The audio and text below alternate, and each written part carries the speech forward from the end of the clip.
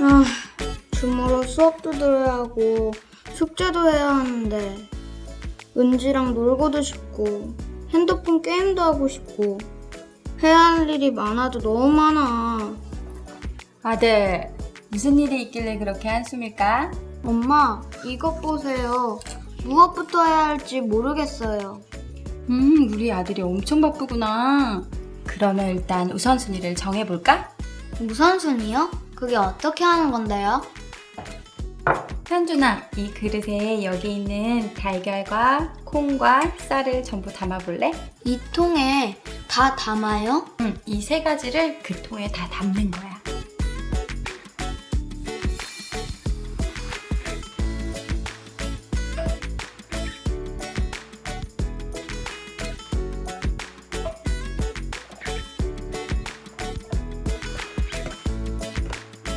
엄마, 더 이상은 못 담겠어요. 불가능한 것 같아요. 그러면 우리 순서를 정해볼까?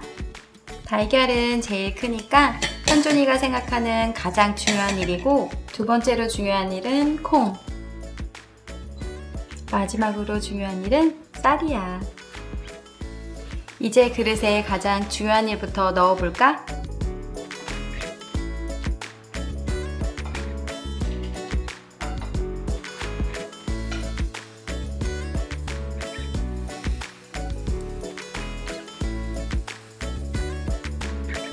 우와, 엄마, 큰 것부터 순서를 정해서 넣으니까 통에 전부 들어갔어요.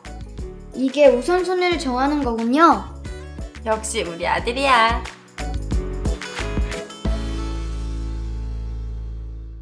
우리가 사는 이 세상에는 눈에는 보이지 않지만 아주 일정한 규칙이 작동하고 있습니다. 그걸 다른 말로 질서 이렇게 말하기도 해요.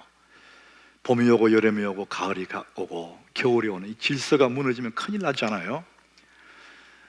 그것을 다른 말로 하면 우선순위의 법칙이에요. 하나님 나라의 법칙은 우선순위의 법칙입니다. 먼저 할 일을 먼저 하면 나머지 것은 다 할 수 있고, 이것을 바꾸어 놓으면 아주 어려움이 생기는 우선순위의 법칙입니다. 이것이 가장 우리 삶에 많이 적용되는 부분이 시간이잖아요. 하루라는 시간 속에 우리는 늘 우선순위를 정하지 않으면 급한 일에 휘둘려요. 급하게 그러다 보니까 정말 중요한 일은 자꾸 뒤로 밀려서 훗날에 중요한 일을 못했기 때문에 많이 손해보고 후회하게 되죠. 그래서 이 시간의 우선순위도 굉장히 중요한 것이죠. 그래서 이 시간도 우선순위에는 굴복한다. 이 잔 맥스웰이 그런 말을 했어요. 여러분들이 중요한 일을 정하면, 계획하면 나머지는 다 할 수 있기 때문에 우선순위의 법칙이 정말 중요하다.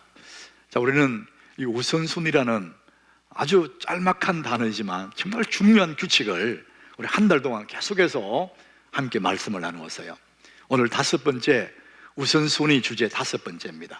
당신은 하나님의 시그니처를 가졌는가? 오늘 이 주제가 어쩌면 조금 어려울 수도 있고 생소할 수도 있어요. 하나님의 시그니처. 우리나라의 이제 중요한 어떤 서류를 만들 때 반드시 그게 도장을 찍지 않습니까? 지금은 이제 사인으로 바뀌기도 했지만, 제가 그때 미국에 가보니까 미국은 도장이 없더라고요. 다 사인을 해요. 이걸 시그니처라고 그래요. 나라는 확인해 주는 것이 이 사인을 하는 거거든요. 그런데 요즘은 이제 우리나라도 많이 이제 이 사인으로 바뀌었는데, 이제 이 단순히 사인, 시그니처 이거를 좀 넘어서서 좀 다른 용어로 또 시그니처라는 용어를 쓰기 시작했어요. 나다움, 나만의 고유성, 누구도 흉내낼 수 없는 나만의 강점, 이것을 나의 시그니처다, 이렇게 표현도 하더라고요. 그런데 최근에 이항심 교수라는 분이 시그니처, 이 책 이름이 아주 그런 겁니다. 거기에는 한 단계 더 올려가지고 이 시그니처를 나만의 경쟁력이다, 이렇게 표현을 쓰더라고요. 지금 굉장히 빠르게 변하는 시대 속에 살아남기 위해서 나만의 독특한 시그니처, 나만의 강점, 이것이 꼭 필요하다, 이런 얘기를 했어요. 자, 그래서 우리는 나만의 강점, 나만의 시그니처, 왜 그런 것이 필요합니까? 사람들은 성공하기 위한 거죠. 우리는 모두가 다 성공하고 싶어 해요. 그래서 오늘 우리가 시그니처에 대한 얘기하면서 첫 번째 우리가 생각해 볼 것이 우리는 모두 성공하고 싶어 한다. 이걸 한번 생각해 보려고 그래요. 여러분, 성공하고 싶지 않은 사람 누가 있어요? 우리는 다 성공하고 싶어 해요. 그런데 그 다음에 뒤에는 좀 다릅니다. 오늘 메모란에 그렇게 썼어요. 그렇게 할 수 괄로 만들어 놨습니다.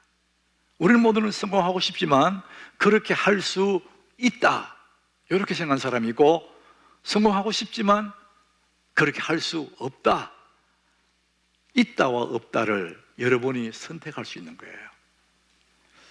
사람들이 모두는 다 성공은 하고 싶지만 그 뒤에 나는 성공할 수 있다는 사람이 있고 없다는 사람이 있어요. 요즘 젊은이들, 취업을 앞두고 있는 젊은이들의 마음속에는 대부분이, 거의 모든 사람들이 나는 성공할 수 없다고 생각하는 사람이 많습니다. 패배의식이 가득한 거예요. 어떤 이는 심지어 성공할 수 없다는 정도가 아니라 내 생애는 끝났다, 이번 생은 망했다, 이런 사람도 있다는 거예요. 사람이 한 번밖에 못 사는데 이 생은 망했다, 이건 너무 큰 패배의식이잖아요. 왜 그런 생각을 하게 됐는지 그 사람의 이유를 물어보면 자기는 흙수저라는 겁니다. 아무것도 없는 엄마 아빠 사이에 태어난 흙수저이기 때문에 내 생은 성공할 수 없다는 거예요. 그런 마음을 품고 사는 겁니다. 내가 성공하고 실패하는 그 기준이 부모의 경제 자산, 부모의 경제력, 부모가 가지고 있는 그 능력, 자산, 이게 없기 때문에 나는 못한다, 이렇게 생각한다는 거예요. 우리 자산 얘기하잖아요. 자산을 얘기할 때 아주 맨 먼저 가장 중요하게 생각하는 자산이 경제력입니다. 경제적인 자산. 이건 뭐 중요한 거 맞죠? 얼마나 소유를 하고 있느냐, 소유 개념이죠. 두 번째 자산이 있습니다. 지적 자산이에요. 무엇을 알고 있느냐, 그 사람이 알고 있는 그 능력. 자, 그래서 학력, 이런 것들도 지적 자산에 들어가겠죠. 세 번째 자산이 있습니다. 그것은 사회적인 자산이에요. 누구를 알고 있느냐. 여러분, 그게 정말 중요하죠. 요즘 같은 이런 시대에, 특별히 우리 한국 같은 경우에는요, 누구를 아는 사람, 이게 중요해요. 내가 필요로 할 때, 내가 힘들 때 도와줄 수 있는 그 사회적인 자산을 얘기하는 겁니다. 관계의 자산, 굉장히 중요합니다. 자, 여기까지는 우리 모두가 다 긍정이 되고 알고 있는 부분들이에요. 그런데 이항심 교수는 자기 시그니처 속에서 네 번째 자산을 얘기해요. 그건 심리적인 자산이다, 이렇게 말을 해요. 경제적인 자산이나 지식적인 자산이나 사회적인 자산은 가지면 좋고 우리 모두가 다 갖고 싶어 하는 것이지만, 그보다 더 중요한 자산은 네 번째 자산, 심리적인 자산이라는 것이죠. 그건 나는 누구인가 라는 데서 시작되는 것이죠. 나는 어떤 사람이다. 자, 그래서 나는 무엇이다, 자기를 규정하는, 나는 어떤 사람을 생각하는 그 생각이 자기의 인생이 되는 거예요. 나는 성공하고 싶으나 나는 성공할 수 없다, 그러면은 그 사람은 성공할 수 없는 사람이 되는 거예요.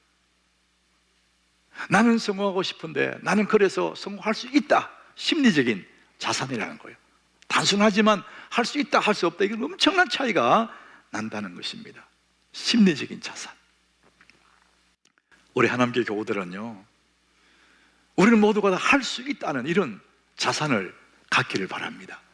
예수님이 그런 용어는 안 썼지만 이런 얘기를 하신 거죠.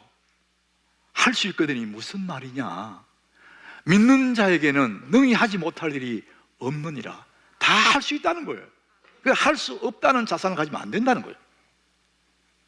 자, 그래서 나는 할 수 있다, 나는 할 수 없다, 이렇게 내가 생각하는 나, 굉장히 중요한 심리적인 자산인데, 오늘 그런 눈으로 오늘 보면 27절에 보면은 야곱이라는 사람, 이 사람이 어떤 자산을 가지고 있는지를 보게 돼요. 그 사람이 거기에 이르되, 그 사람은 하나님의 사자죠. 씨름을 하다가 야곱에게 물어봐요. 네 이름이 무엇이냐? 이렇게 물었더니 그가 이르되 나는 야곱입니다. 야곱입니다. 자기 이름을 이야기를 해요.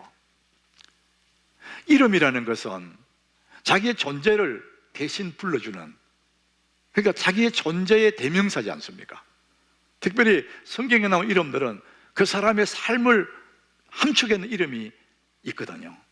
네 이름 뭐냐? 야곱입니다. 다른 말로 하면 끈질긴 사람이라는 거예요.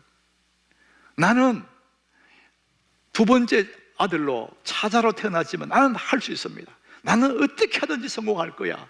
나는 악착같이 성공할 거야. 그런 근성이 담긴 이름이 야곱이거든요. 네 이름이 뭐냐? 야곱입니다. 그 얘기는 나는 어떻게 하든지 성공할 겁니다. 그런 심리적인 자산을 가지고 있는 사람이에요. 우리는 성공 그런 얘기 있으면, 성공의 단어 쓰면은 예수 믿는 사람들이 이런 생각을 하고 있다, 조금 나름대로 믿음이 있다는 사람들이 비판하는 사람도 있어요. 무슨 성공이냐 이렇게 말할 수도 있거든요. 이제 그렇게 말하는 사람, 그분도 성공하고 싶어요. 다 성공하고 싶어요. 자, 우리가 성공에 대해서 약간의 비판적인 생각을 갖는 이유가 뭐냐? 1등만 성공이라고 생각하거든요.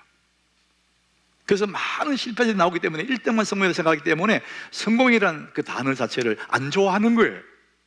그러면서도 하고 싶어요. 그래 안 그래요? 여러분, 하고 싶어요. 자, 그러면은 이 성공이라는 이 뜻이 전문가들의, 수많은 사람 전문가들의 얘기가 있습니다. 성공은 1등이 아니고 성공은 자신이 원하는 것을 이루는 것, 그게 성공이라는 겁니다. 그러면은 다 다르지 않습니까? 내가 원하는 것, 저 사람은 다 성공할 수 있는 거예요. 여러분, 할 수만 있으면 성공하시기 바랍니다. 내가 바라는 것을 이루는 것이 성공인데 왜 성공을 싫어합니까? 모든 사람이 성공을 원해요. 그리고 성공하고 싶어 해요. 근데 마음의 자산이 나는 성공 못해, 나는 할 수 없어, 이런 사람이 있고 나는 성공할 수 있어. 야곱은 그 마음에 나는 어떻게 하든지 무슨 수를 쓰든지 나는 성공할 거야, 그 심리적인 자산이 있는 거예요. 그야말로 그가 원하는 것을 이루는 것이 성공이라면은 야곱은 성공한 사람이에요. 그가 두 번째 아들로 태어났지만 장자에게만 주어지는 그 복을 사모하잖아요. 두 번째 아들 태어나서 절대 장자가 못 되잖아요. 근데 야곱은 악착같이 나는 어떻게 하든지 나는 장자의 복을 받을 거야. 눈이 어두운 아버지를 속여서라도 장자의 축복을 받아요. 자기가 원하는 것을 이루었어요. 자기가 좋아하는 여자 라헬, 저 라헬을 내 아내로 삼을 거야. 7년 동안 모성살이에요. 근데 막상 결혼한다고 심방에 가보니까 라헬이 아니에요. 또다시 7년 또 살아요, 모성을. 악착같이 14년 후에 사랑하는 그 라헬을 아내로 삼아요. 자기 원하는 것을 이루어요. 성공했어요. 그는 부자가 되고 싶었어요. 그런데 정말 그는 지팡이 하나만 들고 요단강을 건넜는데 20년이 지난 후에 두 때를 이루었어요. 그가 원하는 것을 이루었어요. 야곱은 정말 악착 같은 사람이었어요. 자기가 원하는 성공을 이루었어요. 정말 멋진 그런 삶이잖아요. 그런데 그 20년 동안 이뤄놓았던 그 모든 성공들이 물거품이 될 수 있는 그런 상황이 닥쳤어요. 20년 전에 속임받았다 했던 그 형이 에서가 동생 야곱을 죽이려고 400인을 거느리고 지금 군사를 들고 오고 있는 겁니다. 여러분, 지금 자신이 죽고 나면, 형의 칼에 내가 죽으면은 20년 동안 이루는 그 모든 성공들이 무슨 나와 의미가 있습니까? 물거품이 될 수 있는 거예요. 한순간에 물거품이 될 수 있는 그런 위기를 만난 것입니다. 이거와 똑같은 비슷한 누가복음 12장에 보면은요, 부자가 나와요. 부자는 열심히 일을 해서 성공했습니다.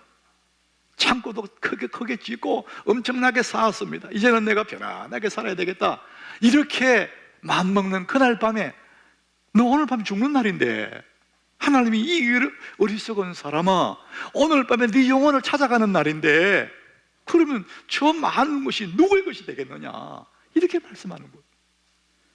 그 많은 성공들, 그 엄청난 성공을 이루었다 할지라도 그거 죽고 나면 그건 한낱 물거품에 불과한 거죠. 야곱이 그렇게 20년 동안 악착같이 성공했는데 형이 나를 죽이려고 온단 말이에요.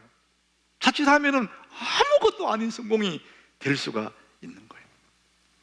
여러분, 우리가 꼭 기억해야 될 게 있습니다. 성공이 너무나 좋지만은 하나님 없는 성공은 너무 위험한 거예요. 하나님 없는, 여러분, 부자, 부러워할 것 하나 없습니다. 그 위험한 것입니다. 저는 우리 하남교회 교원들이 성공하기를 원하지만, 여러분, 하나님 없는 성공 말고 하나님이 가장 우선순위에 계시는, 여러분, 그런 성공하시기를 축복합니다. 이 네 가지 자산을 가지고 성공했다잖아요. 근데 네 가지 자산은 이 세상이 말하는 거예요. 근데 정말 중요한 자산은 성경에서 말합니다. 우리 네 가지 외에 더 중요한 자산이 뭘까? 시편 18장 1절에 우리 같이 읽어봅니다. 나의 힘이 되신 여호와여, 내가 주를 사랑하나이다. 이 시를 고백했던 사람은 다윗입니다. 그는 부귀영화를 가진 사람이에요. 왕입니다. 권세를 잡았어요. 군사력이 있습니다. 돈이 있습니다. 힘이 있습니다. 모든 것을 가졌어요. 그런데 그의 고백은 군사가 자기 힘이 아니고 나의 힘이 되신 여호와여, 이런 고백하는 거예요. 그 최고의 자산이 뭡니까? 군대도 아니고 명예도 아니고 권력도 아니고 최고의 자산은 하나님이라는 것입니다.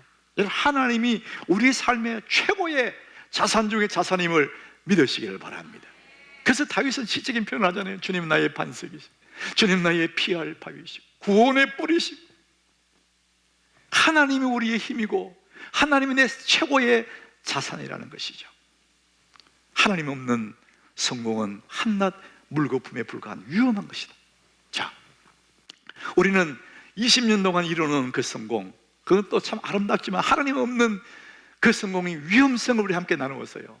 자, 그렇다면 진정으로, 내 삶의 진정으로 성공을 위해서, 진정한 성공을 위해서 우리가 누구 앞에 서는 겁니다. 누구 앞에 서는 거냐? 따라합시다. 하나님 앞. 우리가 하나님 앞에 서야 진정한 성공하는 사람이 되는 거예요.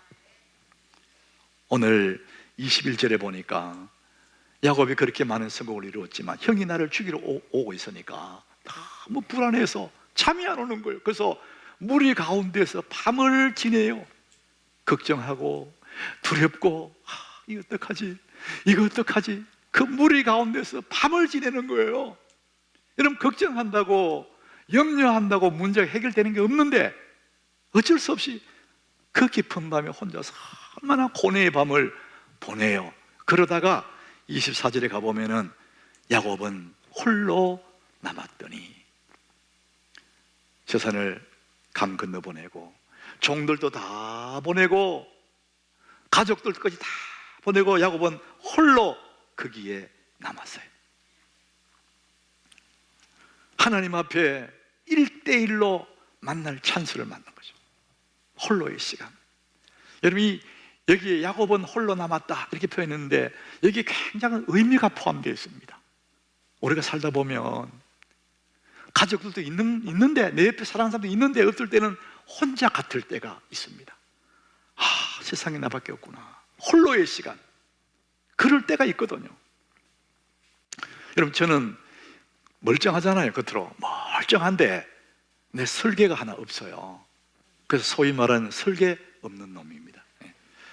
이 설계 돌이 있어서 이게 제가 해버렸거든요.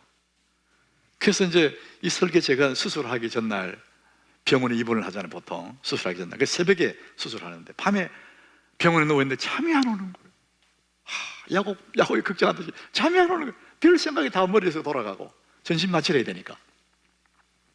근데 이렇게 보니까 아내는 그 병실에 있는데 자더라고. 나는 잠을 못 자는데 저는 풀풀 자는 거예요. 야, 나 혼자네. 이런 생각이 들더라고요. 근데 밤이 다 지날 때가 잠이 안 오는 거예요. 그래서 새벽 일찍이 이제 수술실로 데리러 가려고 사람들이 오는 거예요. 발작 소리가, 아유, 그 발작 소리가요, 내 마음이 쿵쿵쿵 이러더라고. 그 문이 쫙 열리더니 침대 같은 쭉 밀고 와가지고 나를 거기에 얹어요. 실어요. 그리고 이제 수술실로 쭉 밀고 가는 거예요. 야, 그때 제 마음이 별 생각이 다 드는 거예요. 그때 실려가면 누워서 눈을 이렇게 떠보니까 아내가 따라오긴 따라오는 저 멀리 따라오더라고요. 내 마음에 내 옆에 좀 와서 손도 좀 잡아주고, 여보 괜찮아, 힘내세요, 이러면 좋겠는데 저 멀리 오는 거예요. 야속하더라고. 섭섭했어요.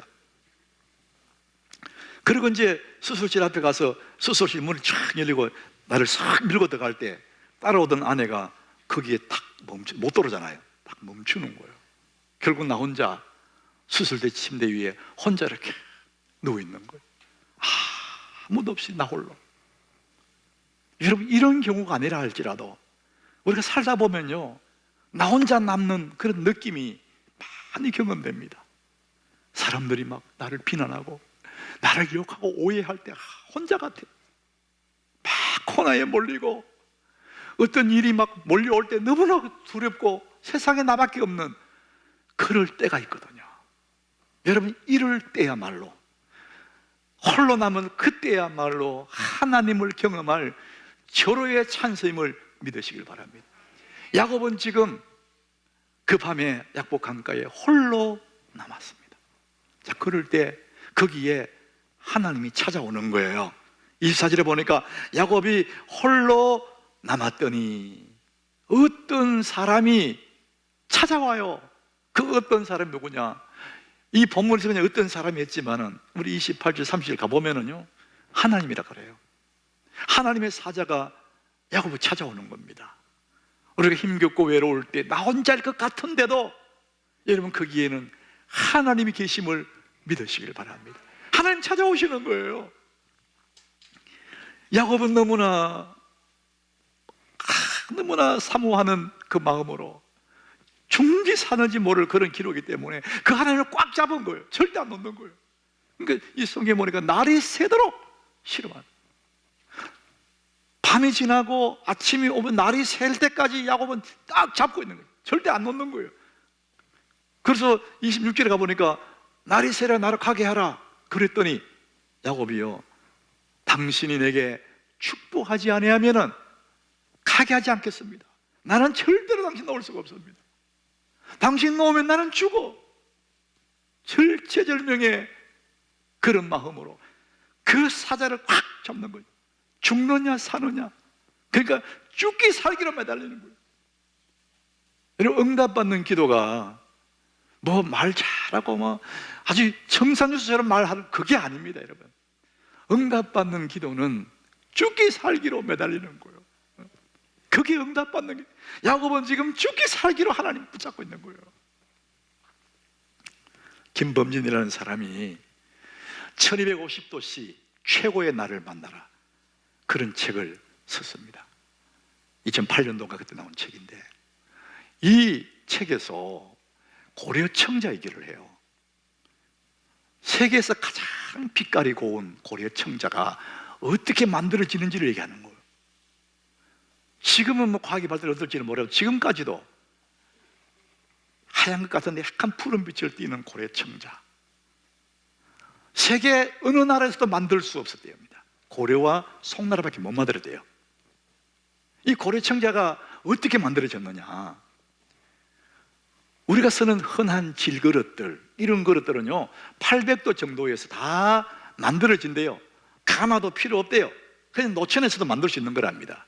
근데 이 청자, 푸른 빛이 나는 고려 청자는 그렇게 해서는 절대로 안 만들어진대요. 1250도씨까지 가야 된대요. 그 당시에 사람의 힘으로 온도를 1250도씨 어떻게 올립니까? 뜨거운 1250도가 올라가면 자화라는 걸 이제 이르게 된대요. 그런 경지에. 그 지점이 되면은 이 흙이 밀도가 놀랄 만큼 단단해진대요. 그리고 그 속에 유리질이 다 이렇게 빠져나온다는 거예요. 그리고는 그 자기의 푸른 빛이 나는 기가 막힌 최고의 걸작품이 그렇게 만들어진다는 것이죠. 1250도씨. 야곱은 약보 강변에서 기도의 불가마 속에서 최고의 자신이 만들어지는 겁니다. 대충 기도하는 것이 아니라 죽기 살기로 1250도라는 뜨거운 기도의 열기 속에, 그 불가마 속에 들어가는 거예요. 그 불가마 속에서 그의 못된 기질들이 다 녹아버리고 살아온 인간의 모든 생각들이 다 녹아버리고 새롭게 야곱이라는, 이스라엘이라는 사람으로 새롭게 빚어지는 그런 모습을 우리는 여기서 보게 되는 거예요. 기도의 불가마. 하나님은 그것을 너무나 기뻐하시죠. 시편 146장 5절에 하나님이 이렇게 말씀합니다.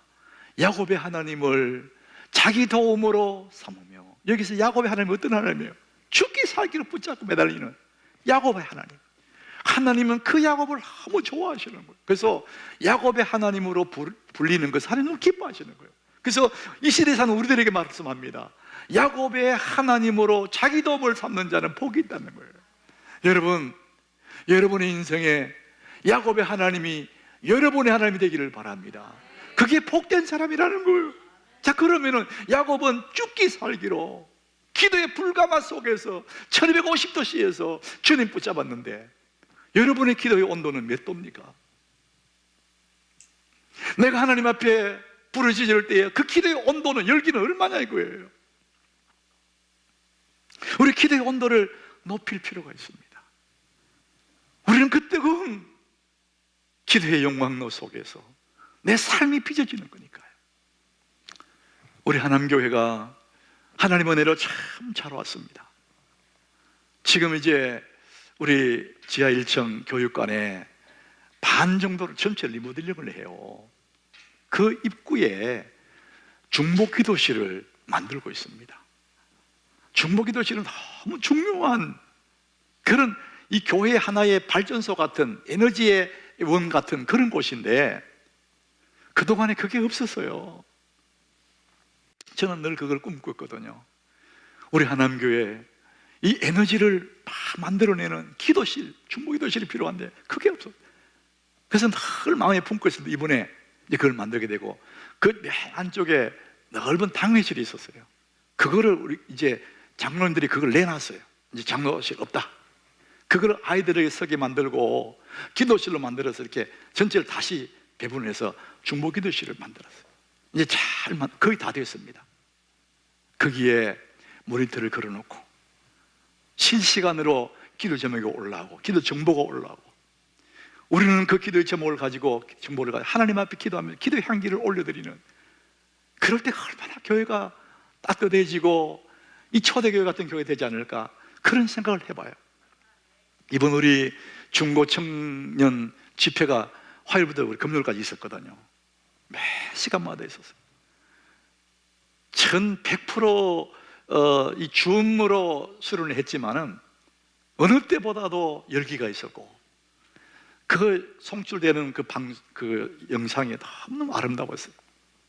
저도 현장에 와서 대담도 하고 말씀도 전했지만 정말 우리 젊은이들의 그 가능성을 제가 보게 되면서 제가 매일 저녁에 이제 유튜브로 그걸 보면서요, 제 마음에 막 욕심이 생겼어요. 저 젊은 때의 그 젊은 에너지들을 그 기도실에서 밤새 찬양하게 만들고 그 젊음의 에너지를 크게 싹 쏟아버리게 하면 얼마나 좋을까, 이제 이런 생각을 해보는 거죠. 기도는 교회의 중요한 엔진입니다. 기도는 중요한 발전소거든요. 예수님이 마가복음 11장 17절에서 그런 말씀하셨어요. 이 하나님의 교회, 하나님의 집, 이 집은 뭐냐? 내 집은 만민이 기도하는 집이라. 따라합시다. 내 집은 기도하는 집이라. 이 하나님의 집은 기도하는 집이라는 거예요.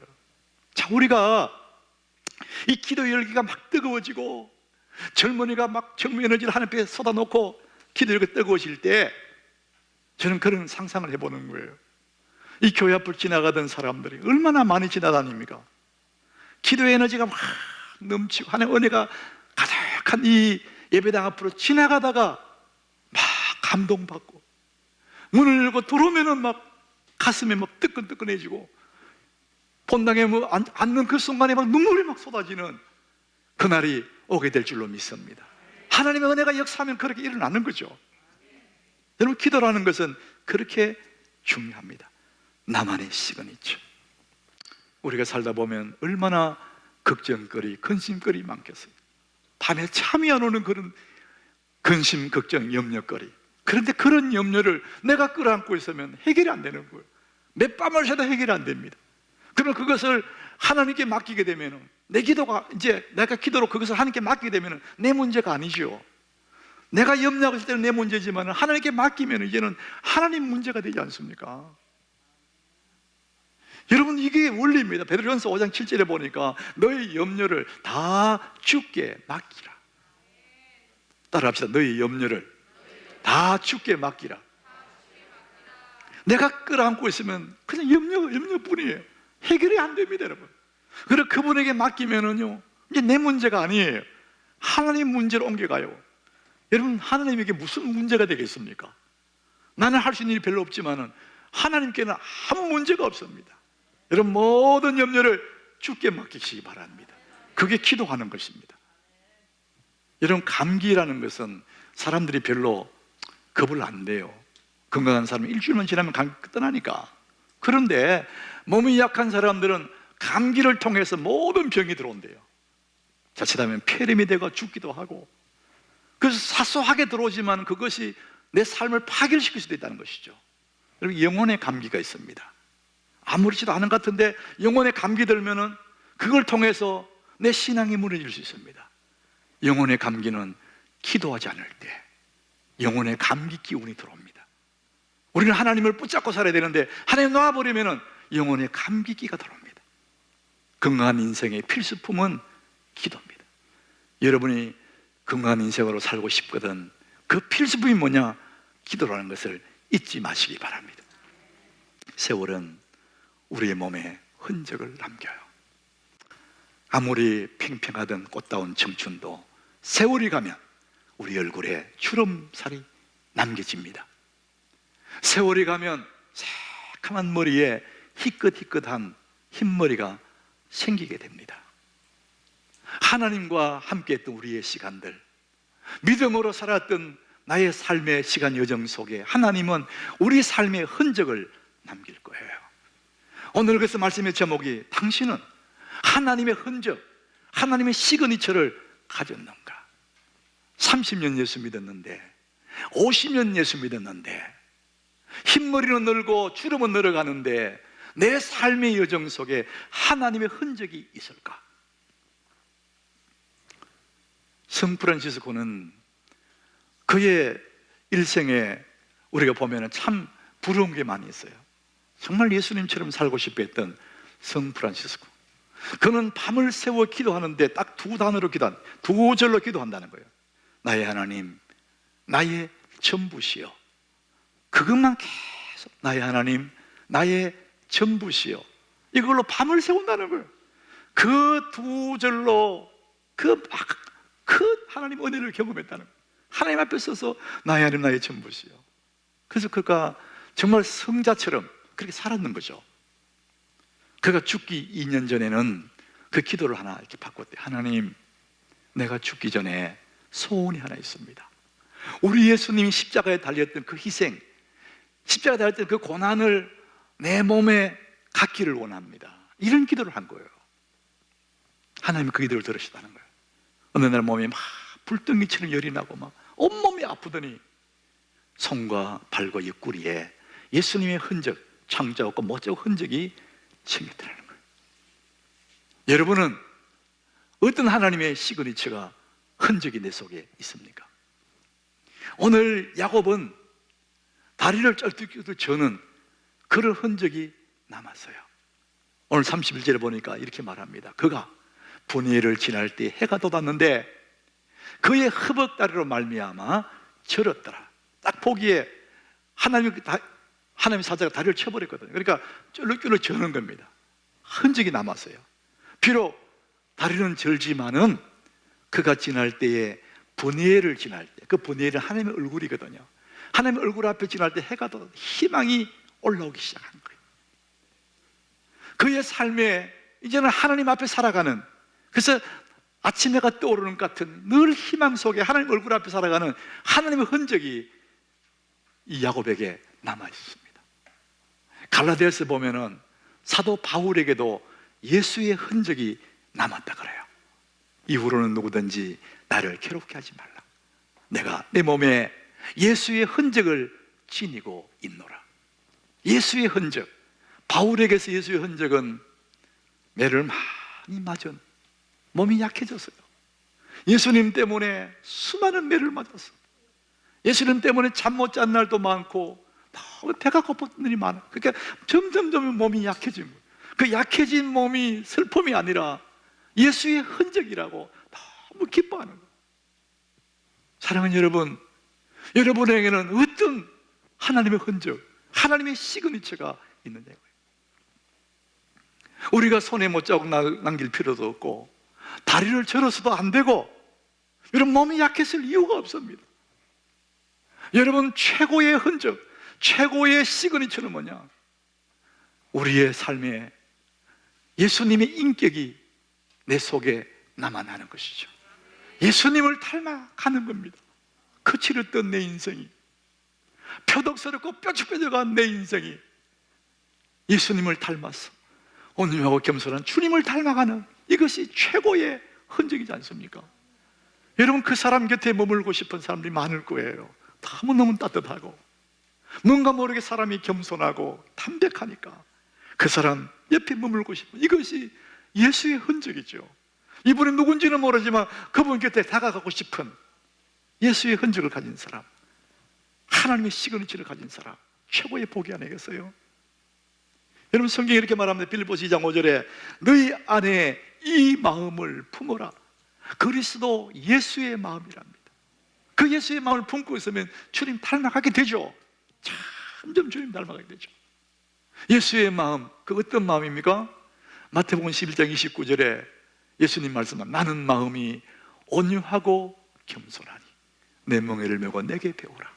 예수님 마음 온유하고 겸손하다. 온유하다, 한없이 따뜻하다는 것이죠. 그리고 한없이 겸손하다는 것이죠. 우리는 많은 부를 이루는 것도 성공이고 대단한 자리를 차지하는 것도 성공이지만 내 삶의 인격이 예수님을 닮아서 따뜻하고 겸손할 때 이 세상에 살아있는 그 자체가 복이고, 나를 만난 수많은 사람들이 내 곁에 머물고 싶어하고 내가 믿는 하나님이 너무 궁금하고, 여러분 최고의 복은 바로 예수님 닮는 것입니다. 내 삶에 하나님의 시그니처, 갈수록 주님 닮아가는 우리 하나님교회 모든 교인들, 이런 아주 멋있는 진정한 성공을 하는 여러분 되시기를 예수님 이름으로 축복합니다.